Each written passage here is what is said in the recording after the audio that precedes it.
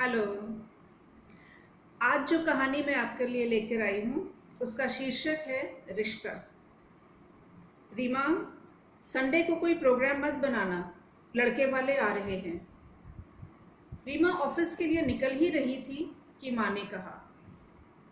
Purse उठाते हुए रीमा हंसकर बोली, फिर से?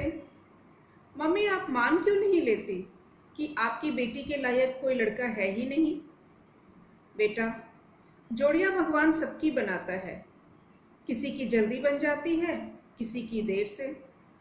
कार की चाबी देते हुए माँ बोली, अच्छा अच्छा, अब आप अपना प्रवचन शुरू मत करना, मैं संडे को फ्री रखूंगी। फिर चाय पीते हुए अपने पापा को देखकर बोली, चलिए पापा, संडे को देख लेते हैं उन लोगों को भी। रीमा एक सरकारी बैंक में मैनेजर थी, अपने मम्मी पापा की इकलौती बेटी। ग्रेजुएशन करते करते ही उसने बैंक ज्वाइन करने का प्लान बना लिया था, इसीलिए वो लखनऊ से दिल्ली आ गई थी। अब उसे 6 साल हो गए थे बैंक मैनेजर हुए। बहुत मेहनती थी वो।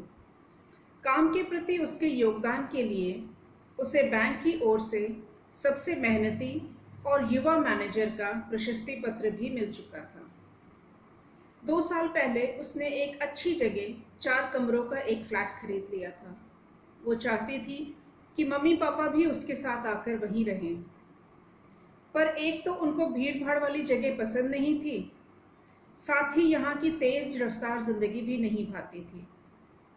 दूसरे, वहाँ उनका घर जमीन पर था, जहाँ फूल पत्ते सब्जियां वगैरह लगाने का उनका शौक भी पूरा होता था। कहते थे, यहाँ लगता है मानो फ्लैट में टंग गए हैं। जब से रीमा की बैंक की नौकरी लगी थी, उसके लिए बहुत अच्छे अच्छे रिश्ते आ रहे थे। सुंदर और सुसंस्कृत तो वो थी ही। सरकारी नौकरी भी लड़के वालों के लिए एक प्लस पॉइंट था। पर आधे से ज्यादा रिश्ते रीमा ने दहेज की वजह से ठुकरा दिए, और कुछ इसलिए कि वो लोग चाहते थे कि रीमा नौकरी छोड़कर घर गृहस्थी संभाले। धीरे धीरे रिश्ते कम होने लगे। जान पहचान वाले उसे तुनक मिजाज कहने लगे। कुछ कहते सरकारी नौकरी का गुरूर है। पर कोई ये नहीं देख पाया कि रीमा को समझने वाला कोई लड़का नहीं मिला था। आज रीमा 28 साल की हो गई थी। आज संडे था। सुबह से ही तैयारी चल रही थी। माँ के मना करने के बावजूद रीमा ने ऑर्डर कर नाश्ता मंगा लिया था। मम्मी, आप भी आराम करो, नहीं तो शाम तक आपको सिर और कमर दर्द शुरू हो जाएगी। रीमा ने पिंक शिफॉन की साड़ी पहनी थी, कुछ माँ का मन रखने के लिए और कुछ इसलिए कि ऑफिस में उसे साड़ी पहनने की ही आदत थी। करीब 11 बजे लड़के वालों का फोन आया कि वो पहुंच रहे हैं। पापा नीचे उनको लेने चले गए। 4थी मंजिल पर रिया का फ्लैट था। लिफ्ट से सब ऊपर आए। रीमा ने दरवाज़ा खोला। नमस्ते अंकल, नमस्ते आंटी, और लड़के को देखकर एक हल्की सी मुस्कान के साथ हेलो। सब अंदर आकर ड्राइंग रूम में बैठ गए। लड़का यानी अजय भी एक सरकारी बैंक में काम करता था। मैनेजर था चेन्नई में। कहीं बैंकों के किसी सेमिनार में उसने रीमा को देखा था और फिर अपने माँ बाप से बात करके रीमा के घर रिश्ता भिजवाया था। रीमा के मम्मी पापा को भी घर परिवार अच्छा लगा था। अजय के पापा प्रोफेसर थे, अब रिटायर हो गए थे। मम्मी होम मेकर थी। एक छोटी बहन थी जो कॉलेज में पढ़ रही थी।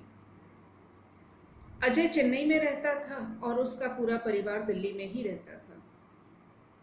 चाय नाश्ता और तकल्लुफ भरी बातों के बाद अजय और रीमा बाहर बालकनी में चले गए। दोनों के मम्मी पापा अंदर आगे की बातें कर रहे थे। दोनों परिवार वालों को सब कुछ पसंद आया था। अजय के पापा ने कहा, जी हमें तो रीमा बहुत पसंद है। अजय 2-3 बार काम के सिलसिले में मिल भी चुका है। आप रीमा की पसंद पूछ लीजिए। अजय की मम्मी ने कहा, हम तो चाहते हैं कि देर किए बिना इन दोनों की शादी हो जाए। देखिए कितनी सुंदर जोड़ी लग रही है दोनों की। उन्होंने बालकनी की ओर इशारा किया, जहां रीमा और अजय किसी बात पर खिलखिलाकर हंस रहे थे। अजय के पापा ने कहा, देखिए, शादी के बाद रीमा तो अजय के साथ चेन्नई चली जाएगी। कोशिश करेंगे कि उसका भी तबादला चेन्नई हो जाए। नहीं तो शादी के बाद रीमा को नौकरी करने की क्या ज़रूरत है? अलग अलग रहने का कोई फ़ायदा नहीं है। काम करना ही चाहेगी तो किसी कोचिंग सेंटर में काम कर लेगी। उसकी बात सुनकर रीमा के मम्मी पापा थोड़ा चौंक गए।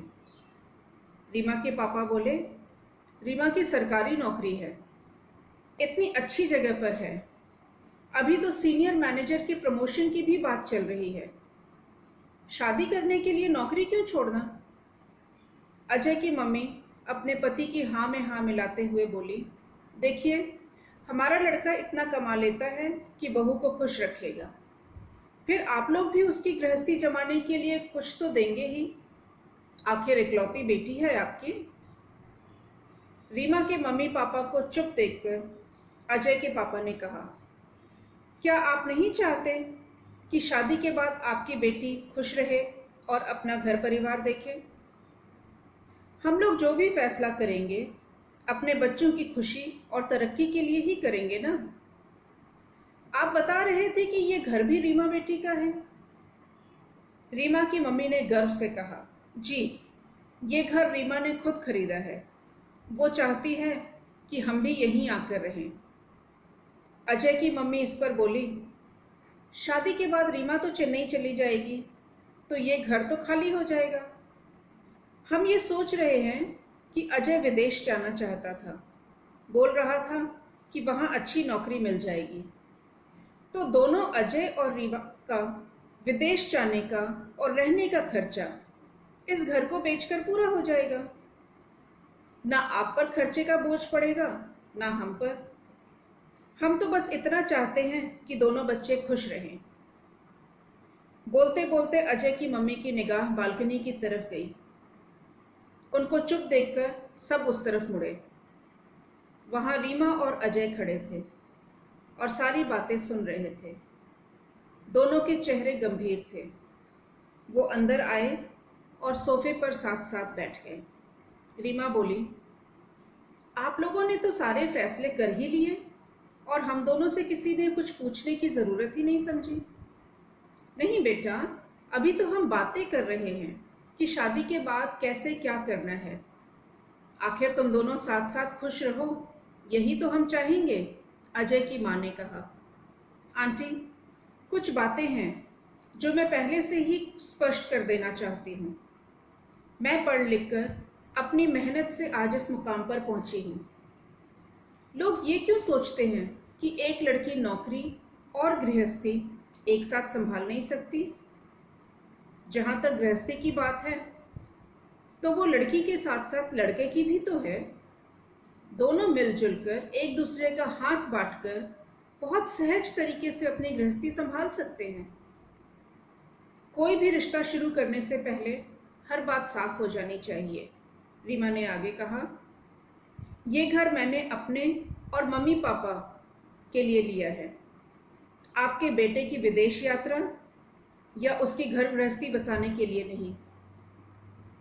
ये घर तो बिल्कुल नहीं बिकेगा। और जहाँ तक नौकरी की बात है, वो मेरी मजबूरी नहीं, मेरी पसंद है। मैं नौकरी नहीं छोड़ूंगी। अजय, जो अभी तक चुपचाप सबको सुन रहा था, अपनी जगह से उठा और अपनी माँ के बगल में जा बैठा। मम्मी, मैंने कभी विदेश जाने और बसने की बात तो नहीं करी।